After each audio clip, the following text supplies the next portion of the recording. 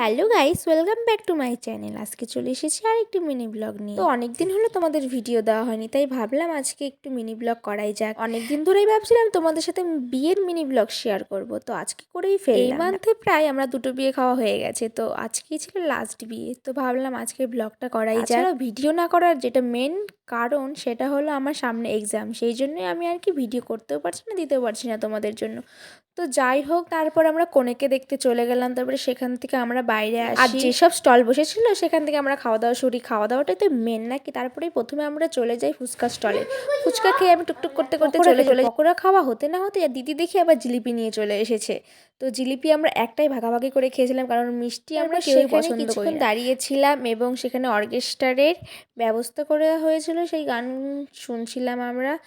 তারপরে আর কি অনেকের তো স্টলের খাওয়া দাওয়া হলো, এখন তো মেন কোর্সের দিক যাওয়া যাক নাকি। তারপরে আমরা সেখান থেকে চলে যাই খেতে। খেতে বসেই প্রথমে পড়ে গেল আমাদের পাতে লেবু, তারপর আমার পাতে পড়ে গেল ফ্রাইড রাইস, ডাল।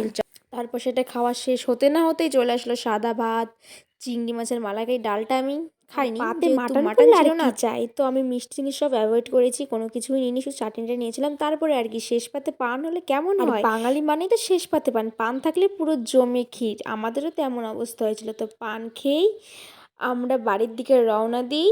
জাস্ট ওয়াও ছিল পানটা। আর কি গাইস, থ্যাংক ইউ ফর